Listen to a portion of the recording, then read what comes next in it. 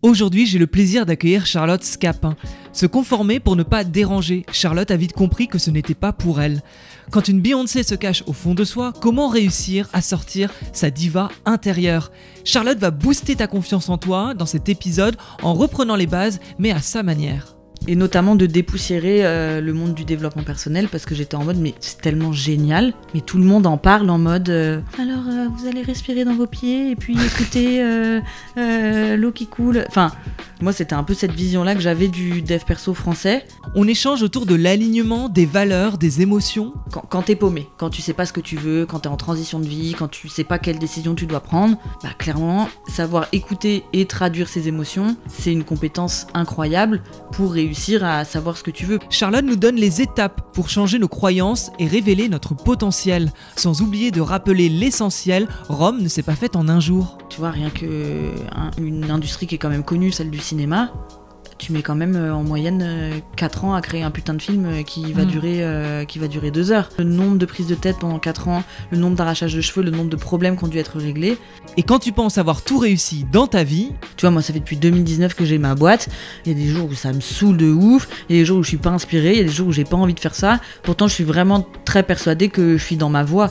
Et je pense qu'il y a ce fantasme autour de trouver sa voie, comme quoi ça va éliminer tous les problèmes, mais jamais de la vie. Dans cet épisode, Charlotte t'aide à être la star de ton quotidien, réussir ta vie mais sans jamais te mentir ou te faire fantasmer sur le chemin à parcourir. C'est un échange transparent et honnête que je te propose ici. N'hésite pas à laisser 5 étoiles et un commentaire sur ta plateforme d'écoute ou découvrir les vidéos pépites de cette interview sur mon Insta, Osez by Nico. Bon épisode. Salut Charlotte, comment vas-tu ? Ça va, je suis un peu stressée. T'es un peu stressée ? Mais qu'est-ce qui te stresse ? Non, rien du tout. Non, mais on va reparler de... C'est la première fois que je reparle un peu du livre, de la vie, tout ça depuis un moment. Ouais.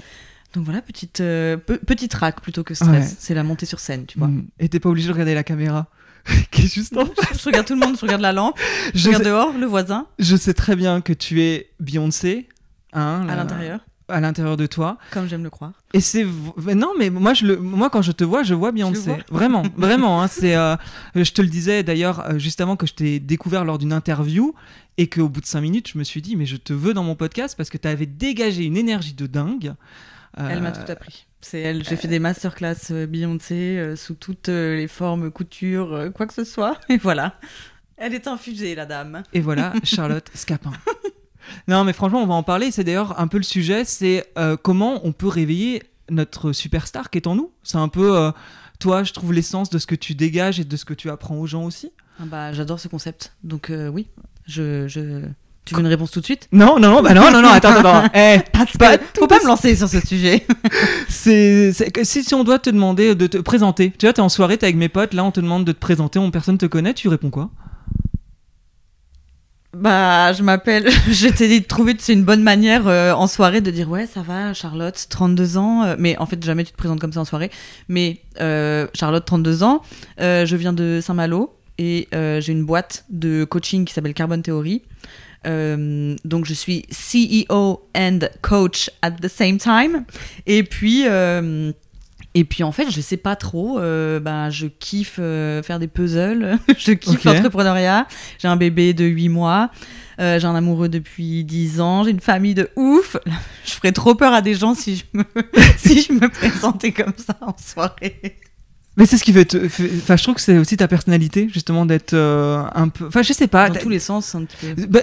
On en parlera un petit peu, mais ça fait partie de ta numérologie, donc n'est aucun problème à ce niveau-là. Tu es quelqu'un qui, je pense, a 10 000 choses en tête, 10 000 projets, 10 000 activités. Ta boîte de coaching, c'est quoi le but de tes coachings ? En gros, moi, je coach des créateurs ou entrepreneurs qui ont des projets de ouf, des idées en tête et veulent le concrétiser, mais sont bloqués. Et moi, ma spécialité, en tout cas en coaching, c'est vraiment le travail de confiance en soi. Donc, tu vois, je vais bosser sur les croyances limitantes, apprendre à se connaître, faire ton coming out créatif, te décensurer, tous ces trucs-là.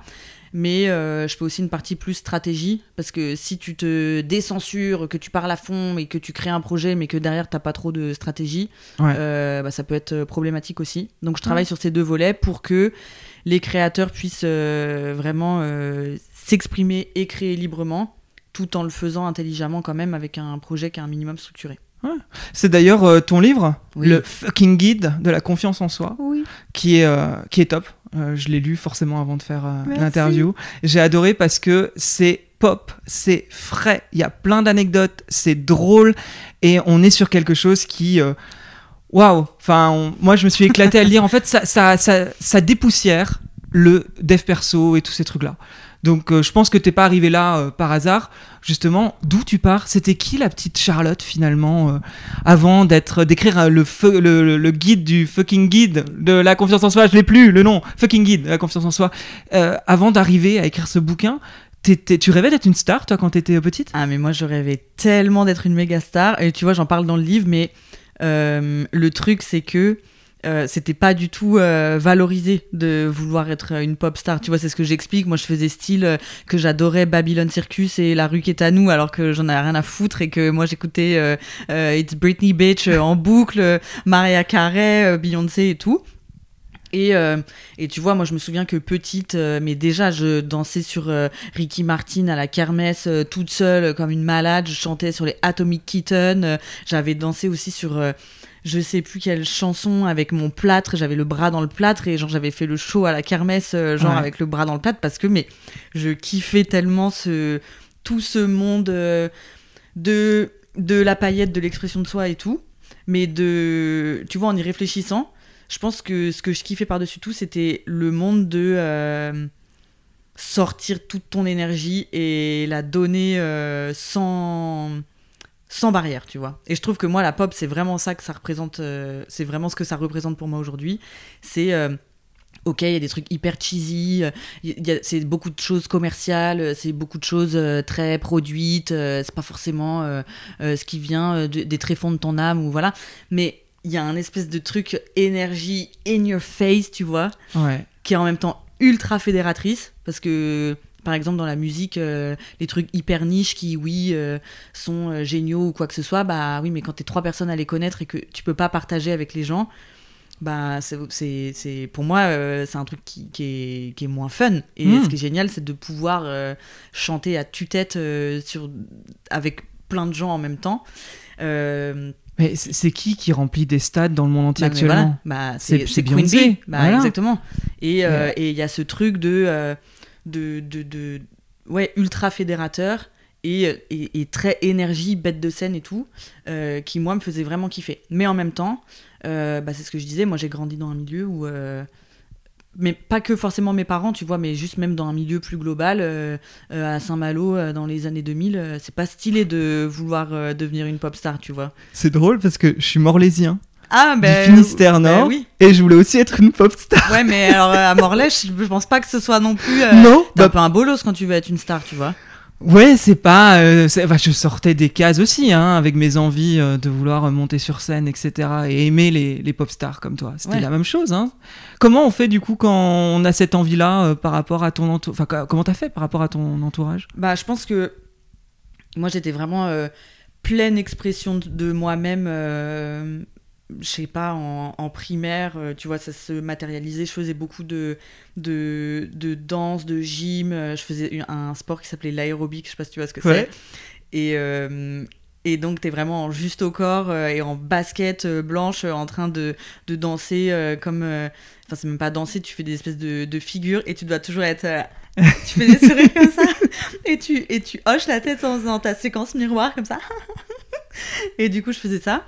Donc là, le truc très chaud aussi, mais à l'échelle de ce que je pouvais faire à l'époque, quoi. Ouais. Les kermesses à fond. Je me souviens, j'avais été avec un de mes potes voir la prof de musique en 6e pour lui dire on écrit des chansons, on peut vous montrer ce qu'on a fait et tout. Enfin, on était dans une espèce de délire de malade. Et c'est vrai qu'après, au fur et à mesure, moi, je suis vraiment rentrée dans une période de méga conformisme, notamment après un événement dont je parle dans le livre, où donc j'étais en 6e, et ma prof principale était sœur Monique, parce que j'étais dans un collège catho, et un moment on faisait un exercice d'orientation, et donc il y avait une petite fiche où tu remplis, est-ce que tu veux être maçon, avocat, enfin tous les métiers un peu classiques qu'on connaît. Et moi, j'étais en mode, c'est quoi ces métiers de merde? Et j'avais été voir sœur Monique à la fin de l'atelier. Et je lui ai dit, bah non, moi, en fait, j'ai envie d'être chanteuse, j'ai envie d'être Beyoncé ou Jennifer. Comment on fait? Elle me dit, bah non, en fait, ça, c'est pas trop un métier. Tu peux aller voir Madame Le Chapt, la prof de musique, pour savoir comment on devient prof de musique. Et moi, j'étais là, mais... T'as pas compris, je veux pas du tout enseigner la flûte, tu vois, c'est pas du tout mon projet. Et ce à quoi elle m'a vraiment répondu, bah non, c'est pas un métier, etc. Et puis après, je me souviens aussi d'un autre événement, ma pauvre mère et ma pauvre sœur vont s'en vouloir, mais à l'école, au collège, tu pouvais être soliste pour pareil, les kermesses, les spectacles de fin d'année, etc. Et moi, je voulais être soliste et je répétais ma chanson pendant que je me douchais dans la salle de bain. Et j'avais entendu ma mère et ma sœur se taper une grosse barre parce que moi, je me prenais vraiment pour Céline Dion, tu vois. Et j'avais pris cette grosse barre qu'elle s'était tapée comme... ah, bah en fait, c'est un peu ridicule, tu vois. Ouais. T'en parles dans le livre parce que ça amène en fait des croyances. Ah, mais de ouf. C'est-à-dire que là, c'est des croyances limitantes, plus que aidantes, qui font que t'es gêné, ou t'es mal à l'aise, ou tu penses que t'es mauvaise, ou après tu te crées ta croyance, donc ça dépend laquelle. C'est compliqué quand c'est comme ça, en fait. Bah ouais, parce que tu te crées la croyance qui... Tu vois, et puis c'est plein de petits trucs qui s'ajoutent. C'est pas ma mère et ma sœur, genre les pauvres, elles auraient été trop contentes de me voir chanter à la kermesse. Sœur Monique, c'était pas méchant. Genre, c'est méchant de la part de personne. Mais ajouter les unes aux autres, moi, je me souviens que j'avais vraiment assimilé expression de soi égale pain bêche, pétasse qui se la pète, tu vois, un peu dans la pop culture. Ouais. Un peu décérébré. Et je pense aussi vouloir faire le show égale un peu prétentieux, un peu... Enfin, j'ai commencé à assimiler ces choses-là ensemble. Ce qui font que, bah, tu vois, pour, je pense, me conformer et pas être blessée potentiellement par ce que je voulais vraiment faire, bah, c'est là où moi, j'ai mis les couches d'autocensure au fur et à mesure. Et tu vois, j'étais genre méga populaire au collège, donc, mais parce que je me conformais à ce qui était attendu. D'accord. Et du coup, j'ai pas du tout laissé ce truc-là qui m'aurait peut-être fait passer pour une bolosse à un moment s'exprimer. Mais le problème, c'est que ça, c'est des histoires de collégiens. Tu fais ce qu'il faut pour survivre dans cette putain de jungle qu'est le collège. Mais après, c'est comment ça vient s'immiscer dans ta vie d'adulte et comment tu le gardes à 25, 20, 30 ans, c'est même 40 ans. Tu vois, moi, j'ai des clients à 40 ans, ils ont encore trop peur de faire ce qu'ils ont envie de faire parce qu'ils ont encore en tête Jeanne de la 3e set, quoi. C'est lunaire. Non, mais oui, ouais, totalement. Comment ça reste ancré, en fait, ah oui. ce qui se passe. Parce que je pense qu'on peut les prendre des deux sens. Tu parlais de sœur Marie. Sœur Monique. Sœur Monique. Sœur Marie. Sœur Monique. Moi, mon prof de musique m'avait dit que j'arriverais à rien dans la musique et dans l'artistique. Et je me suis toujours dit, je lui montrerai qu'il a tort. Ah, ça, et j'adore. C'est pour ça que j'ai foncé dans la musique et que j'ai fait 10 ans à faire mes propres projets, parce que je voulais lui montrer que si j'avais envie, je pourrais. Et je pense que, comment, selon toi, des personnes vont...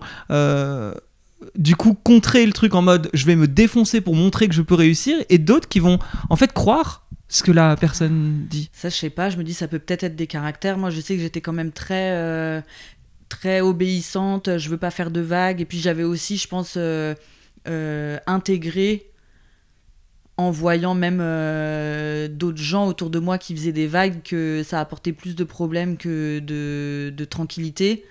Donc moi, je pense que mon mécanisme de protection, ça a été de dire vas-y, je fais pas de vagues, j'écoute ce qu'on me dit, je me conforme, j'écrase un peu ce truc-là, et puis on avance comme ça. Alors que je pense que t'as peut-être des gens, après je saurais pas expliquer d'où ça vient, tu vois, mais qui ont peut-être des profils un peu plus you fucker.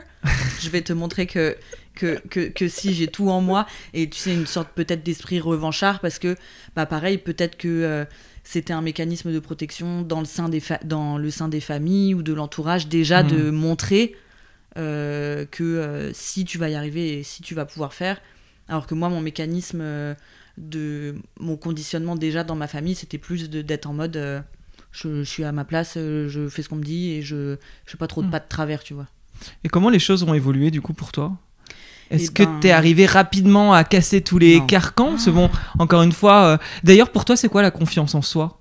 Bah moi, comme je le définis et comme je l'ai étudié, tu vois, dans le cadre de mon métier de coach, pour moi, la confiance en soi, qui n'est pas du tout l'estime de soi où il y a souvent une confusion, c'est la capacité à donner vie à tes aspirations profondes. Donc, il y a quand même un double paramètre qui est que oui, c'est la capacité à faire des choses et t'en foutre du regard des autres et faire et être dans l'action, mais pas pour n'importe quoi. Parce que t'as des gens qui ont l'air d'avoir ultra confiance en eux, mais qui en fait vont poursuivre des projets ou des entreprises qui leur permettent d'obtenir de la validation extérieure et qui n'est pas forcément aligné avec ce que eux ont réellement envie de faire. Donc pour moi, c'est d'une part te mettre en action, mais pour les trucs qui sont méga importants pour toi, qui te font vibrer toi et qui t'intéressent toi. Donc tu vois, mettre les deux ensemble, pour moi, c'est ça, retrouver le mouvement pour les trucs qui te font kiffer. Ouais. C'est intéressant parce qu'il y a des gens, on a l'impression qu'ils ont confiance en eux. Alors que c'est les pires. Et c'est les pires. Enfin, c'est les moins bien lotis, quoi. Et c'est là où c'est important de remettre, j'allais dire, l'église au milieu du village. C'est que ça doit venir au fond de soi et de sentir qu'on est aligné, en fait. C'est ce que tu dis, en fait. C'est vraiment tes propres aspirations. Ah oui, parce que tu vois, aujourd'hui, on voit la confiance en soi comme quelqu'un qui va être peut-être très sur le devant de la scène, beaucoup d'énergie, qui multiplie les projets, qui enchaîne les accomplissements. Quelqu'un... Vraiment, sa motivation intérieure, c'est d'avoir sa famille, d'habiter je sais pas où et d'aller aux champignons le week-end. Et ça, c'est sa putain de vraie motivation dans la vie. S'il le met en place, il a méga confiance en soi. Et s'il dit non à, je sais pas, la pression de plutôt faire ceci, plutôt développer ta carrière à fond, plutôt je sais pas quoi, et que lui dit non parce qu'il est ancré dans ce qu'il fait, même si c'est plus silencieux, c'est en fait une vraie manifestation de confiance en soi, tu vois. Toi, donc, tu l'as pas eu tout de suite, cette confiance en toi, on va dire, de trouver cet alignement. Donc, qu'est-ce qui s'est passé ? Comment tu t'es développé par la suite ? Il me semble que tu as voyagé, que tu as eu plusieurs entreprises, en fait. Ouais. Tu as eu du salariat, tu as eu beaucoup de choses avant d'arriver aujourd'hui où tu en es. Bah, en gros, moi, ça a été vraiment long. Et tu vois, même encore maintenant, je trouve que plus tu avances et plus tu as de nouvelles aspirations et plus il faut avoir, tu vois, le courage de les poursuivre. Donc je pense que tu n'as jamais universellement confiance en toi, tu vois. D'un coup, absolument plutôt. C'est toujours quelque chose à aller rechercher et à redévelopper, à travailler. Même si, voilà, tu peux avoir un bagage solide. Mais moi, en gros, mon histoire, c'est que... vraiment, le fait de me conformer, ça a été un mécanisme de protection énorme pour moi, qui a été très important parce que ça m'a permis aussi de faire plein de choses et de me sentir bien à des moments où, tu vois, c'était plus compliqué. Donc, il y a aussi ce truc de pas culpabiliser à des moments de se conformer et de s'auto-censurer. Moi, je pense qu'au contraire, c'était un mécanisme qui m'a beaucoup aidé pendant des années pour pas me blesser, pas me faire de mal, etc. Mais je suis arrivée au bout d'un moment, notamment fin d'école de commerce, où ça y est, il faut faire des stages, trouver ton prochain boulot, etc. Et je voyais les annonces. J'avais déjà fait une alternance où j'étais là, mais qu'est-ce que je fous ? Je voyais les annonces et j'étais en mode, mais jamais de la vie, je vais pouvoir faire ça. Enfin, rien ne me parle, ça va pas être les 40 prochaines années de ma vie, tu vois. Et donc, j'avais déjà créé une association dans le développement personnel. C'était quelque chose qui te parlait déjà, finalement. Oui, mais en fait, j'avais pas capté que c'était du développement personnel parce que j'avais... moi, ce que j'adorais, pareil, tu vois, je te parlais de ce truc énergie in your face, c'était... j'étais en mode, je peux pas rencontrer Beyoncé tout de suite, mais il y a des gens qui font des trucs de ouf de leur vie. C'est trop bien de les rencontrer pour voir que... peut-être qu'il y a autre chose que le contrôle de gestion à faire dans sa vie. Il y a d'autres parcours, il y a d'autres choses. Donc j'avais commencé avec des potes à créer cet asso et à organiser des rencontres avec des sportifs, des gens qui étaient dans des associations, enfin plein de profils inspirants. Et donc on a commencé comme ça. Et puis quand moi j'ai dû trouver du boulot, je me suis dit cette asso elle fonctionne quand même bien, il y a peut-être quelque chose à en faire. J'avais été repérée par pas mal d'entrepreneurs qui m'avaient dit mais tu sais, tu as le droit au chômage quand tu as été en alternance. Ça te laisse 1 an, peut-être pour développer un projet. Ton asso, tu peux peut-être la faire basculer en entreprise. Et voilà. Et donc j'étais en mode, ouais, c'est génial, mais j'avais trop de mal à assumer aussi d'aimer le développement personnel, de pas faire comme tout le monde. Là, tu vois, j'étais très, très, très bloquée. Qu'est-ce qui te faisait peur là-dedans ? Déjà, quand j'avais lancé le site de l'asso en école de commerce, tout le monde était là, on n'a pas compris ton truc. Tu vois, le truc de pas être comprise. Vraiment, ce truc de pas être comprise et de passer pour une bolosse, ça m'a tenue au basque pendant hyper longtemps. Donc là, j'avais un peu peur. Et en fait, vu que j'avais peur et que j'assumais pas, j'ai cherché à m'associer. Donc je me suis associée et puis je me suis dit, au moins on est deux. Et puis au moins, j'ai pas à porter tout la charge de l'incompréhension toute seule. Au moins, il y a quelqu'un qui me comprendra, tu vois. Et puis, ça s'est pas hyper bien passé. Enfin, c'est pas le truc shakespearien, mais en gros, notre association a pas marché, quoi. Donc, au bout de 10 mois, on a arrêté ce projet.